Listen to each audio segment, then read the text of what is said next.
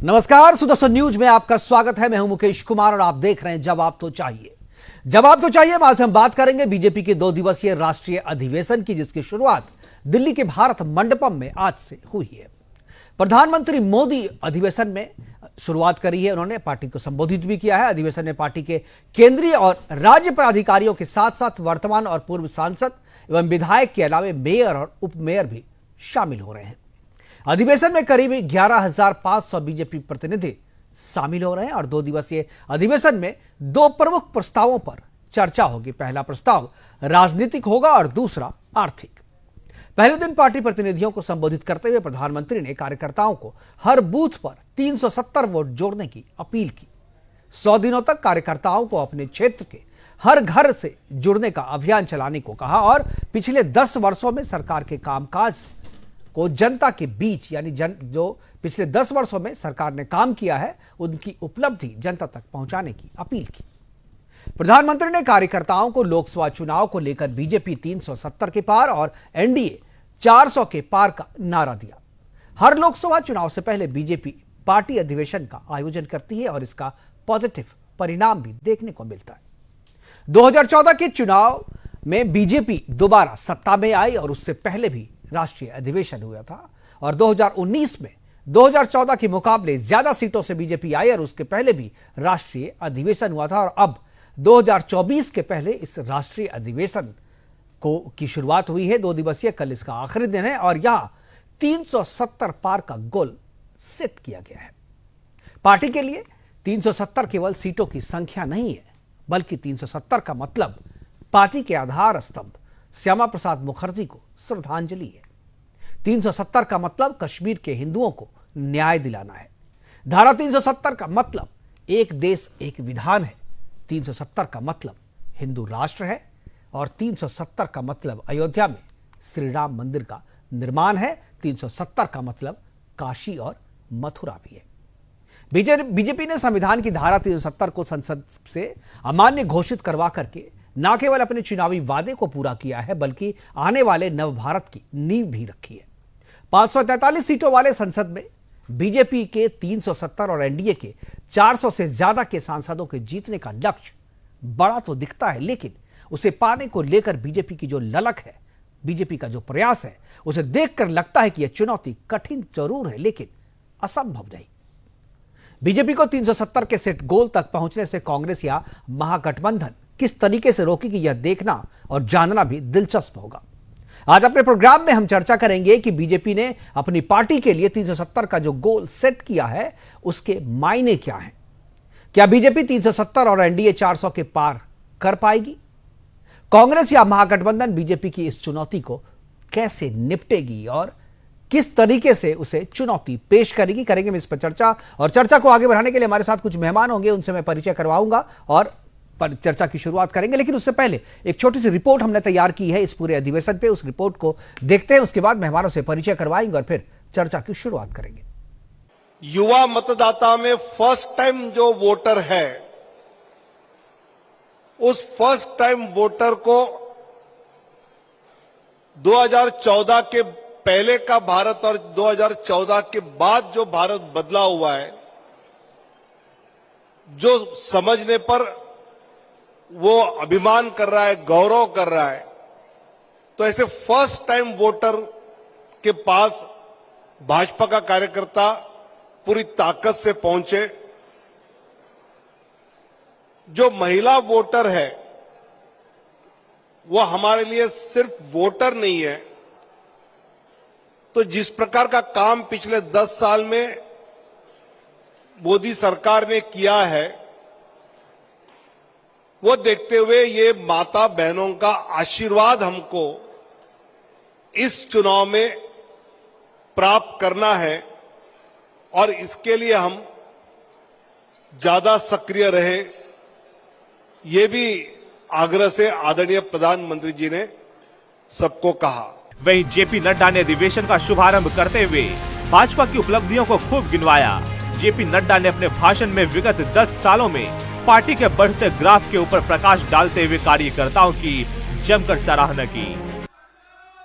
मैं आपका लोगों का अभिनंदन इसलिए भी करता हूं कि आप लोगों को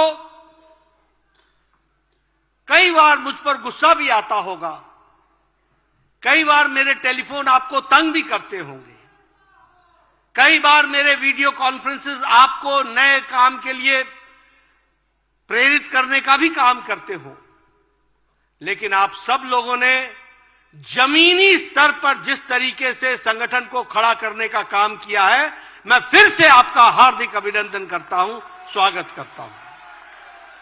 कभी हमारे 4-4 पीढ़ी जिन्होंने खपा दिया, वो इस दृश्य को देखने के लिए एक सपना होगा उनके लिए। आज हमारा अधिवेशन नहीं महाधिवेशन हो जाता है, राष्ट्रीय परिषद नहीं वो महाधिवेशन हो जाती है, और हमारा सम्मेलन नहीं हमारा सम्मेलन सभा में जनसभा में बदल जाती है। यह हमारी परिस्थिति आज आकर के खड़ी है, और हम आज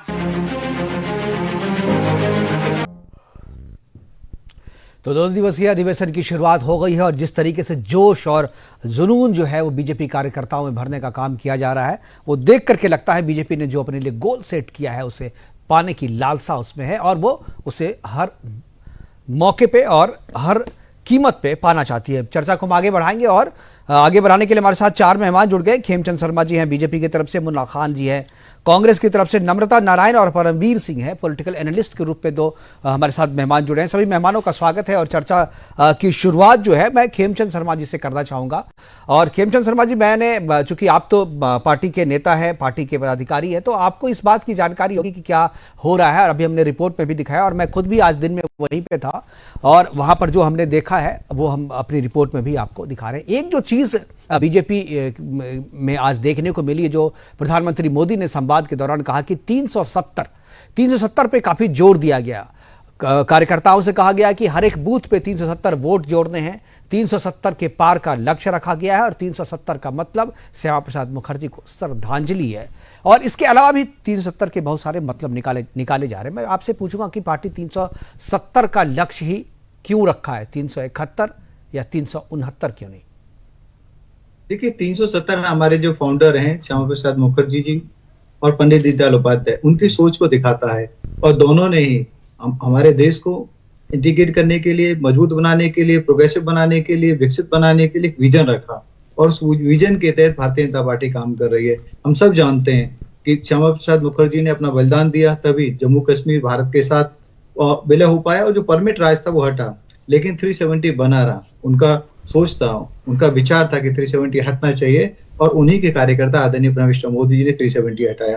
तो 370 इंडिकेट करता है, 370 पंडित दीनदयाल उपाध्याय जी की सोच को दिखाता है, जिस सोच के अनुसार, अंत्योदय के अनुसार हर व्यक्ति जो गरीब है, जिसको हैंड होल्डिंग की जरूरत है, सपोर्ट की जरूरत है, उसको आगे लाना है। तो जम्मू कश्मीर में जो एक्सप्लॉइटेशन हो रहा था, एक वर्ग सिर्फ मजे ले रहा था, बाकी की जो जनता परेशान थी, वहां पे एक नेक्सस बना हुआ आतंकवादियों के साथ मिलके उसको खत्म किया गया है। तो 370 वो भी दिखाता है, प्रोग्रेस दिखाता है, विकास दिखाता है, बराबरी का हक दिखाता है। तो हम भारतीय जनता पार्टी दिखाना चाहते हैं कि हमारे दोनों जो फाउंडर हैं, उन्होंने जो विजन रखा था वो विजन हम शाश्वत करेंगे। हमने 370 हटा के शाश्वत किया है, अब 370 सीट जीत के शाश्वत करेंगे और हमारे जो एनडीए है वो 400 पार करेगा, क्योंकि आदरणीय प्राइम मिनिस्टर मोदी जी के नेतृत्व में एनडीए बहुत अच्छा काम कर रहा है। एनडीए के जो हमारे घटक दल हैं वो आज पूरी तरीके से कॉन्फिडेंट हैं, इक्विप्ड हैं और हमारे साथ मिलकर पूरे सामंजस्य के साथ वो लोगों के बीच में जा रहे हैं। और आज हमारे पास अच्छा नेता भी है, नीति भी है और हमारे पास एक 10 साल का ट्रैक रिकॉर्ड है, जिसमें हम लोगों ने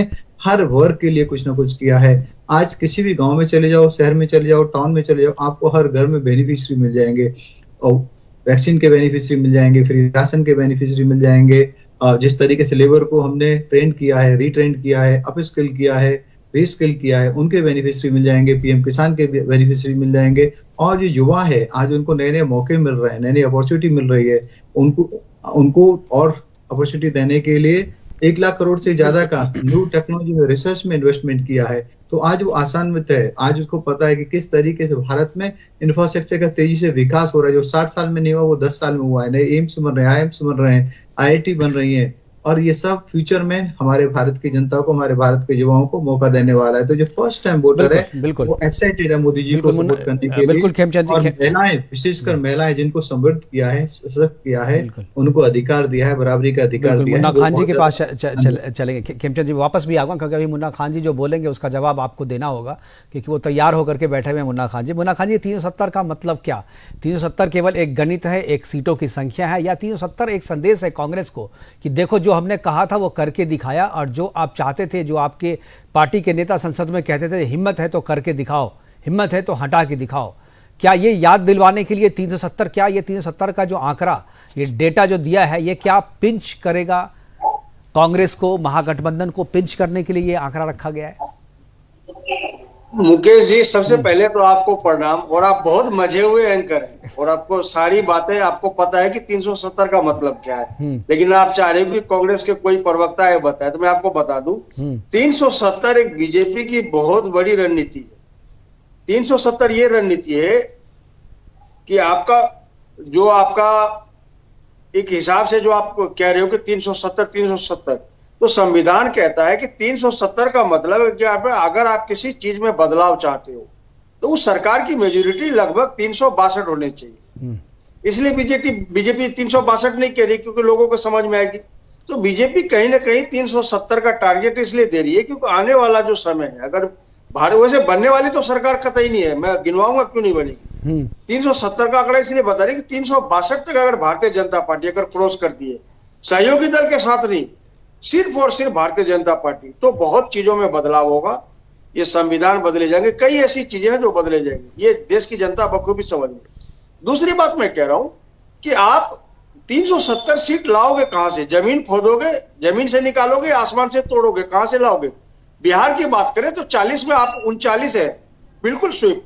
महाराष्ट्र में 48 में आप 40 है, राजस्थान में 25 है, आप गुजरात में 26 में 26 है, कर्नाटक में 25 है, आप उत्तर प्रदेश में 80 में 68 है, छत्तीसगढ़ में 13 में 10 है, उड़ीसा में 12 है, बंगाल में 18 है, हरियाणा 10 है, उत्तराखंड 5, अगर जोड़ लिया जाए तो तेलंगाना आप 0 है, आंध्रा 0 है, चेन्नई मद्रास 0 है, केरला 0। आप कहां से लाओगे 370? तो जहां शून्य है, वहां से शून्य में ही तो सृष्टि है, शून्य से ही तो लाएंगे। नहीं, वहां मैं कह रहा हूं ना, मैं कह रहा हूं मुकेश जी, बीजेपी ने सारे हथगंडे अपना लिए।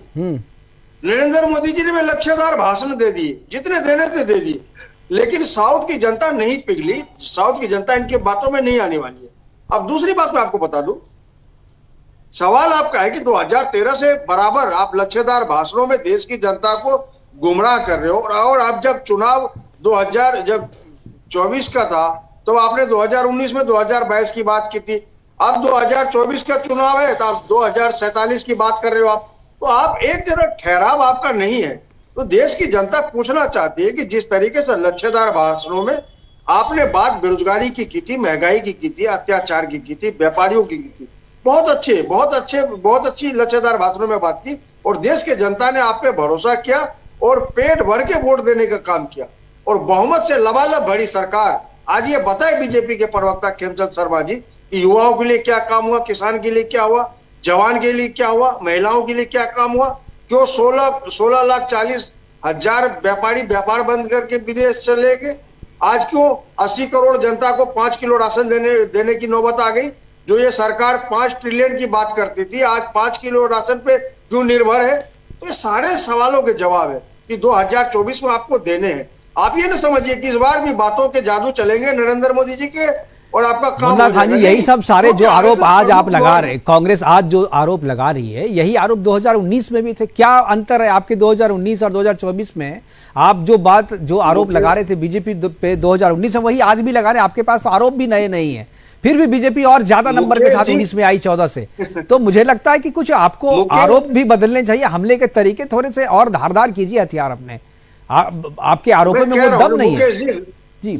बिल्कुल मुकेश सर जी, वो गालिब का एक शेर है कि वो साल दूसरा था, ये साल दूसरा है, वो हाल दूसरा था, ये हाल दूसरा है। तो आप लेकिन मुद्दे वही हैं, मुद्दे वही है, तरीका वही है, अंदाज वही है। हमारे साथ दो राजनीतिक विशेषज्ञ बैठे हैं, आप दोनों की बातें सुन रहे हैं, इसीलिए मैंने आज दोनों को बिठाया कि आप दोनों की बात सुनकर और बीजेपी जो हो रहा है, क्योंकि नजर बनाए हुए रखते हैं पॉलिटिकल एनालिस्ट। 10 सेकंड जवाब दे दूं, 10 सेकंड बचा। जी जल्दी से जी मुन्ना खान, जल्दी से जी। मैं इसलिए कहा कि वो साल दूसरा था, ये साल दूसरा है, वो हाल दूसरा था, ये हाल दूसरा है, इसलिए क्योंकि देश के प्रधानमंत्री ने खुद मंच से कहा था कि मित्रों 5 साल का कार्यकाल विकास के लिए नरेंद्र मोदी के लिए कम पड़ रहा है, नरेंद्र मोदी के लिए। मैं हाथ जोड़ करके कहता हूं आपसे कि 7 साल आपने कांग्रेस के दिए, 60 महीने हमें सिर्फ और दे दे, फिर मैं देश की दशा और दिशा बदल दूंगा। क्या बदले? ठीक है, 10 साल में क्या किया है वो तो अभी खेमचंद जी बताया, और आगे भी जो जनता के बीच में भी बताने के लिए आज कहा है प्रधानमंत्री ने। तो आपके घर में भी आएंगे बीजेपी के कार्यकर्ता, वो आप उनसे पूछ लीजिएगा डायरेक्ट, वो बताएंगे आपको जो क्या किया है। हमारे साथ नम्रता नारायण जी है, बार बार हाथ उठा रही है। मैं नम्रता जी आप ही के पास आ रहा हूँ। नम्रता जी बताएं, पहले तो दो हमारे जो मेहमानों ने जो कहा है वो, और जो एक धारा 370 का जो टारगेट रखा है, इस नंबर पर मैं चाहता हूँ कि इस नंबर पर आप अपनी टिप्पणी दें कि ये नंबर क्यों। सबसे पहले तो सभी को नमस्कार, और मैं जवाब देना चाहूंगी मुन्ना जी को, जो अभी बता रहे थे कि 2019 और 2024 में सरकार को, बीजेपी को जवाब देना है, हमारे माननीय मोदी जी को जवाब देना है। जवाब तो जनता दे रही है। हर चुनाव में आप देखिए ना कि किस तरीके से जो वोट की संख्या है बीजेपी की बढ़ती जा रही है। अब आप कहिए कि यहाँ पर राम लल्ला का जो मंदिर बना है अयोध्या में, उसके लिए आप जनता, आज जो जनता सालों से 5 साल, जो 500 साल है, उससे जनता इंतजार कर रही थी कि जो हमारे राम लल्ला हैं वो आए, उन्हें एक सम्मानजनक जगह मिले जहां की वो हकदार हैं, लेकिन उसे किसी ने नहीं दिया। लेकिन किसी ने एक दिया है, तो वो हमारे नरेंद्र मोदी जी ने दिया है, जो कि हम माननीय प्रधानमंत्री हैं। और उन्होंने सिर्फ यही नहीं किया, तो जितने भी वादे उन्होंने किए हैं उसको पूरा करने की कोशिश की है। और कहीं ना कहीं मुकेश जी आप भी देखेंगे कि धरातल पर चीजें हैं। कांग्रेस के जमाने पर जो फाइलें रखी जाती थी, स्कीम्स बनाए जाते थे, और स्कीम्स के जो बेनिफिशियरीज होते थे उसका फायदा कोई और उठाता था। आज के देश में जितने बेनिफिशरीज हैं उन अकाउंट में पैसा जाता है, डीबीटी के थ्रू पैसा जाता है, और उसका पूरा का पूरा एक आंकलन किया जाता है कि अकाउंट में बेनिफिशियरी की जो हमारी जनता है, जिसके लिए जो धनराशि दी गई है, वो जा रहा है कि नहीं जा रही। तो इन सब बातों पर हम नहीं कह सकते कि सरकार को अब जवाब देने की जरूरत है। सरकार खा रही है। नम्रता जी, मैं चाह रहा था कि धारा जो नंबर सेट किया है 370, जो टारगेट सेट किया, उस पर मैं आपकी टिप्पणी में परमवीर जी के पास जाना चाहूँगा। परमवीर जी, 370 का जो ये टारगेट, 370 पार का जो टारगेट है, क्या आपको लगता है ये दक्षिण विजय के लिए सेट किया गया है? क्योंकि जैसा कि मुन्ना खान बता रहे थे, और मैं भी सहमत हूँ इस बात से कि नॉर्थ की तो मैक्सिमम सीटें तो आपके पास हैं, नॉर्थ में जितनी सीटें होनी चाहिए उससे ज़्यादा सीटें आपके पास हैं, तो उसमें से जो मैक्सिमम आंकड़ा है वो आंकड़ा आपके पास है। अगर इसमें आपको आंकड़े बढ़ाने हैं तो आपको दक्षिण विजय करना होगा, और दक्षिण में बीजेपी प्रयास भी कर रही है, वहाँ संगठन भी वहाँ पर मजबूत हुआ है। और आज भी मैंने दक्षिण के बहुत सारे लोगों से आज मैं मिल करके आया हूँ भारत मंडपम में, और उन लोगों का जोश जो है वो हाई है। मैं देख करके आया हूँ, मिल करके आया हूँ, और मुझे लगता है कि दक्षिण में भी इस बार बीजेपी को अच्छी बढ़त मिलेगी, और मिराकल, तमिलनाडु से मिराकल देखने को मिलेगा। आपकी सोच क्या है? क्या ये 370 जो है ये दक्षिण को टारगेट करके रखा गया है, दक्षिण को ध्यान में रख करके किया गया है? और अगर है तो कहाँ से आपको लगता है कि ये टारगेट दक्षिण के राज्यों में पूरा हो सकता है? मुकेश जी, देखिए, भारत बीजेपी का जो भारत में विजय रथ घूम रहा है 2014 से, वो लगातार जीत रहा है, लेकिन अभी सबने देखा कि दक्षिण भारत में सीटें बीजेपी की कमजोर थी, केवल पर बाकी स्थिति डावाडोल है। केरला में 0 है, तमिलनाडु में 0 है, एमएलए भी नहीं आते हैं। तो बीजेपी का जरूर है कि पूरे भारत को एक फोकस में रखकर किया गया, एक नंबर दिया गया है। यहाँ पर एक बात और गौर करने की है, देखिए, तमिलनाडु का अगर और केरला का आप पॉलिटिकल टेम्परोमेंट देखेंगे तो वो अपने आप में ही होते हैं। द्रविड़ की जो पॉलिटिक्स होती है उनका एंगल द्रविड़ के आजू बाजू ही घूमता है तमिलनाडु में। केरल कम्युनिस्ट से बहुत ज्यादा प्रभावित है, तो वहां पर कम्युनिस्ट की राय है। वहां पर तो कभी कांग्रेस को भी अगर सही मायने में देखा जाए तो के कामराज कांग्रेस के कितने पुराने चीफ मिनिस्टर थे, उसके बाद कभी कांग्रेस पार्टी भी नहीं आई वहां पर। तो जो तमिलनाडु और हम केरला की बात करें तो वहां पर कांग्रेस और बीजेपी दोनों के लिए ही बाहरी वाला बनाया हुआ है, अपनाया हुआ है वहां के लोगों ने, तो उनको कन्विंस करना दोनों ही पार्टियों के लिए मुश्किल होगा। और मैं यहाँ पे स्वागत करता हूँ 370 का जो नारा बीजेपी के लोग दे रहे हैं, ये पूरे देश को देकर दे रहे हैं। आज तक भारत के इतिहास में कोई पार्टी अगर 370 सीटें या 400 सीटें से ऊपर जीती थी, वो थे राजीव गांधी जी, जो 1984 में प्रधानमंत्री बने थे। देखिए, एक सख्त शब्द, और मैंने बहुत सी किताबों में बहुत से पॉलिटिकल एनालिस्ट और बड़े बड़े लेखकों के लेख पढ़े हैं, उनको एक्सीडेंटल प्राइम मिनिस्टर बोला जाता है। वो राजनीति में नहीं आने जाते थे, दुर्भाग्यवश होती है, उनको राजनीति में लाया जाता है। और इतना बड़ा आंकड़ा जो उन्होंने पाया था, वो इंदिरा गांधी जी के लिए लहर चली हुई थी, एक लहर थी, एक इमोशंस लोगों के बह रहे थे। तो वो जनता का वो एक वोटिंग पैटर्न नहीं बोल सकते हैं कि वोटिंग सहानुभूति की लहर थी, वो सहानुभूति की लहर में जीती, वो 400 सीटें पाई थी। तो ऐसे समय पर पहली बार, ये देखिए, पहली बार जवाहरलाल नेहरू जी ने भी बहुत से चुनाव लड़े, इंदिरा गांधी जी जो स्टॉलवर्ट है कांग्रेस के, उन्होंने भी बहुत चुनाव लड़े, लेकिन कभी भी किसी नेता ने आगे बढ़कर इतना बड़ा दावा नहीं करा। तो कुछ ना कुछ देखिए, इसमें आपके अंदर यकीन तभी आता है जब आपके अंदर कॉन्फिडेंस तभी बन सकता है कि आपने अपना काम अच्छा करा होगा। और इसमें मैं मानता हूं कि भारत विषय की बात होगी कि इस बार जनता सिर्फ डेवलपमेंट को देखते हुए काम कर रही है। देखिए, 2014 के बाद से अगर मैं कहूं तो डेवलपमेंट की राह पर है हम 5 ट्रिलियन की इकोनॉमी है, इस समय दुनिया में 5वें नंबर पर है हम लोग। हमारे यहाँ हवाई जहाज तेजस एयरक्राफ्ट हमारा अपना बनता है। आज भी श्रीहरिकोटा से एक हमारे यहाँ से सैटेलाइट छोड़ा गया है। दुनिया के तमाम देशों की सैटेलाइट हम छोड़ते हैं। जो कभी भारत पे कब्जा करे बैठा हुआ था इंग्लैंड, उससे ज्यादा हमारी इकोनॉमी उससे ज्यादा स्ट्रांग है। कनाडा से ज्यादा इकोनॉमी हमारी स्ट्रांग है। तो ये अच्छी बात है, जनता इन चीजों को देख रही है, और हो सकता है यही 370 का एक क्या नाम है पीछे इसके वजह है 370 की, कि भारत अपने वैभव के लिए दोबारा से एक तरफ आकर वोट करे। इसमें अब बात क्या समझने की भी होगी। देखिए, कांग्रेस पार्टी ने बहुत कुछ करा देश के लिए, इसको कोई झुकला नहीं सकता है। बड़े बड़े भाजपा के नेताओं ने भी माना है कि बहुत सारी नीतियां, क्योंकि देखिए आज जो नीति भाजपा बना रही है, इसका असल वास्तव में हमें 10 से 12 साल बाद दिखाई देने वाला है। तो ये नहीं कह सकता, लेकिन एक अब पथ भ्रष्ट हो जाए, हम सत्ता के नशे में मदहोश हो जाए कि नहीं भाई हम तो राजा है, हमें कोई हटा नहीं सकता, तो ऐसे समय पर ये स्थिति उत्पन्न होती है। एक 2 लाइनें बोलूंगा। वो कहते थे, तुमसे पहले जो शख्स यहाँ तख्ता नशीं था, उसको भी अपने खुदा होने पर इतना ही यकीन था। तो कुछ ऐसी स्थिति विपक्ष के साथ में भी हो गई थी। वो सत्ता में रहते रहते उनको ऐसा हो गया था कि बस अब उनको तो हटाया ही नहीं जा सकता। ये तमाम क्षेत्रीय दलों की कहानी भी है साहब। हमारे यूपी में बसपा सपा चलता रहता था, ना भाजपा ना कांग्रेस कहीं मैप में ही नहीं होते थे। चुनाव तो बहुत लड़ने की बात है, लेकिन आज वो सत्ता से बाहर है। बिल्कुल बिल्कुल। खेमचंद जी हमारे साथ हैं। खेमचंद जी कुछ बोलना भी चाह रहे थे, और मैं एक बार खेमचंद जी से जानना चाहूंगा कि 370 का जो टारगेट सेट किया है बीजेपी ने, क्या इसमें दक्षिण विजय के बिना जो है आप इस टारगेट को पा नहीं सकते? और दक्षिण की जो सीटें हैं, अगर पूरे सीटों को मिला लें तो वो करीब 150 से 160 के आसपास वो मिलती हैं सीटें। 272 के आसपास आप अभी से हैं, तो 370 यानी करीब 100 सीटें, 100 सीटें आपको, क्या फार्मूला क्या है 370 दक्षिण में, किस तरीके से विजय पाएंगे आप? खेमचंद जी, खेमचंद जी का संपर्क लगता है टूट गया है।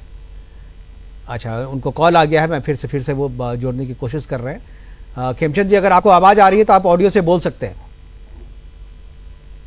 खेमचंद जी की आपको आवाज़ आ रही है? तब तक मैं नम्रता जी के पास जाना चाहूँगा। नम्रता जी को बीच में ही रोक दिया था मैंने। नम्रता जी, क्या आपको लगता है दक्षिण में जो चुनौती है बीजेपी की, कि दक्षिण में विस्तार नहीं हो पाया है और कर्नाटक से नीचे बीजेपी उतर नहीं पाती है, तो क्या इसको पाने के लिए, कर्नाटक से नीचे उतरने के लिए कोई फार्मूला है? आ गए हैं खेमचंद जी।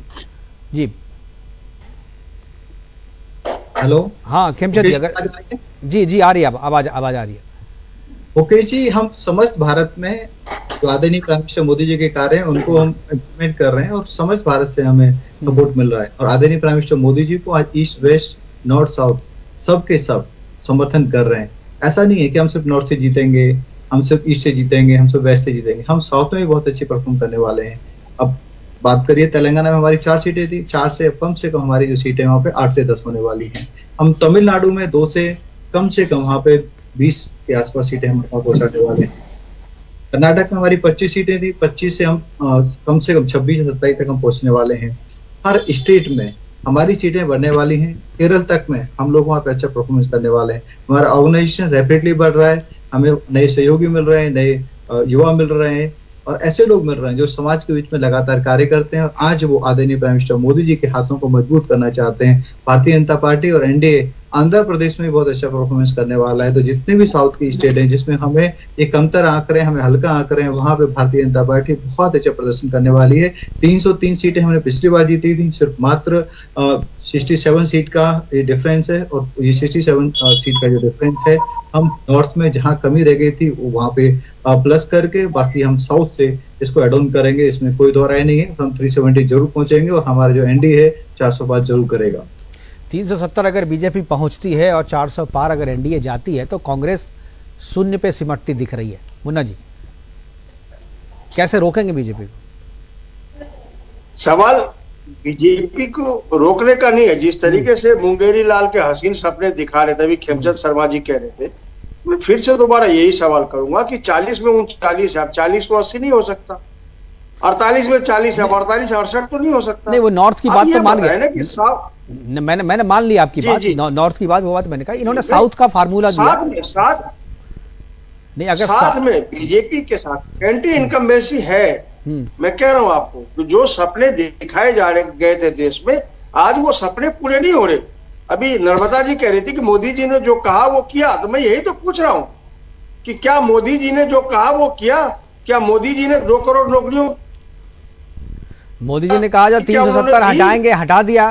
370 का नया टारगेट दिया। मोदी जी ने कहा था बीजेपी ने कि राम मंदिर बनाएंगे, राम मंदिर बना दिया। चीज जनता के सामने पेश किया है। और जो अभी हमारा डिस्कशन चल रहा है साउथ को लेकर के, तो साउथ में अभी कुछ दिन पहले सीतारमन जी का भी, जो हमारे माननीय फाइनेंस मिनिस्टर है, उनका एक स्टेटमेंट आया था कि मुन्ना जी ये तो ठीक है, कोर्ट के आदेश से बना, लेकिन सवाल तो आप बीजेपी से पूछते थे ना, तारीख तो आप कोर्ट से नहीं पूछते थे, तारीख तो आपको बीजेपी से पूछते थे ना, जो कब बनेगा मंदिर, तारीख नहीं बताएंगे।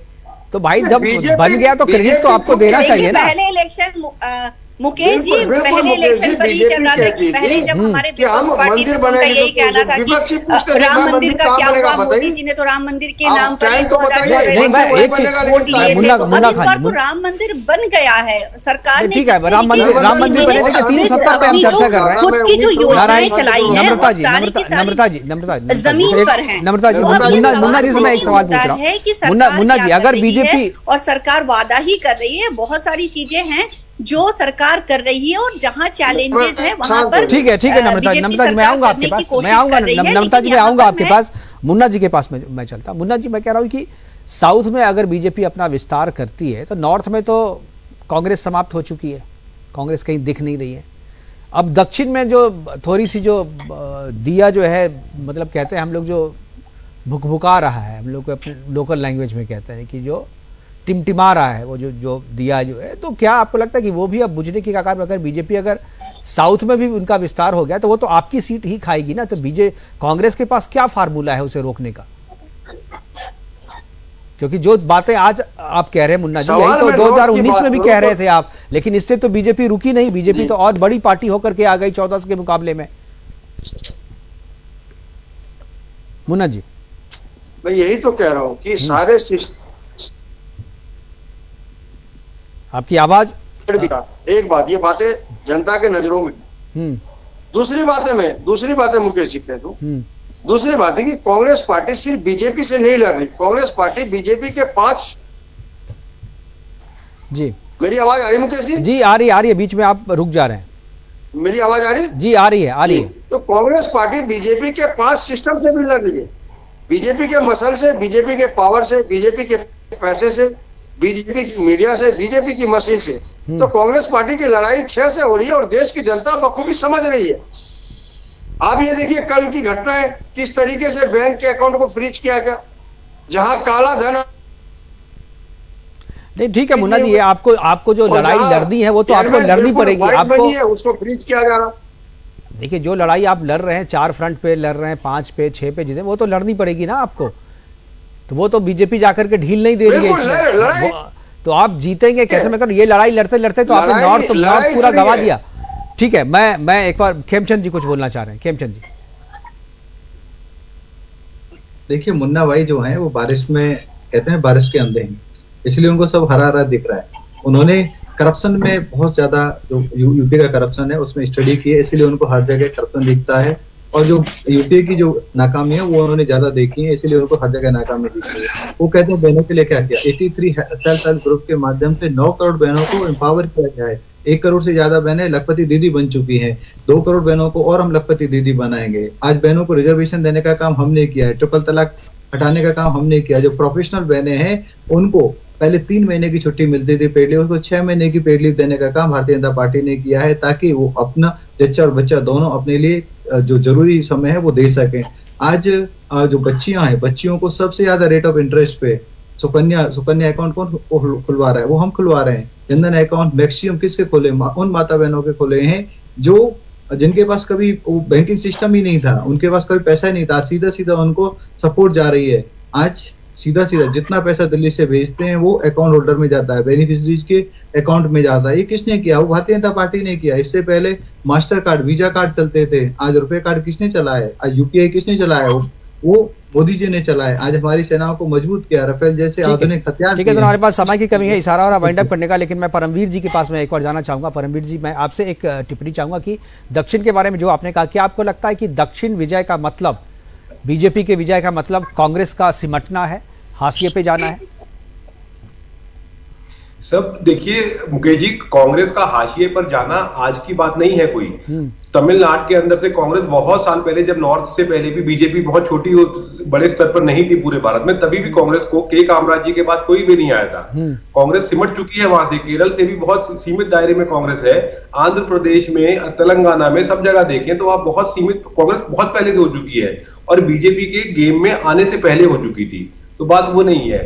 बात अगर बीजेपी अपने पैर पसार जो बढ़ा रही है अपना कदम, तो वो देखिए कदम पार्टी कोई भी अगर रख पाती है कहीं पर, वो संगठन के बल पर रख पाती है। जहां संगठन मजबूत होगा, संगठन मजबूत मतलब कि जो कार्यकर्ता पब्लिक के बीच में काम करता हो, और वो चीज में देखिए शाबाशी है, बीजेपी के बराबर का संगठन अभी किसी का भी नहीं है। इसी वजह से यही कारण है कि पुराने नेता कांग्रेस के, अभी आज भी हम टीवी पर दोपहर खबरें सुन रहे, सुखबुगाहट चल रही है, शायद कमलनाथ जी भी ना आ जाए।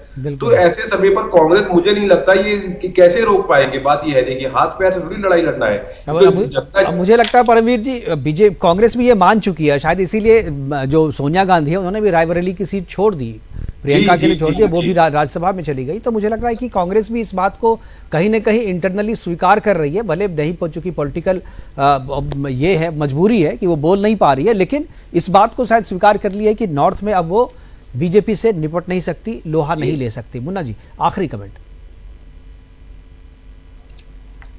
देखिए मुकेश जी, 203 सीटों पे सीधा मुकाबला भारतीय जनता पार्टी और कांग्रेस में। ये हम नहीं कह रही, ये सर्वे कह रहे हैं।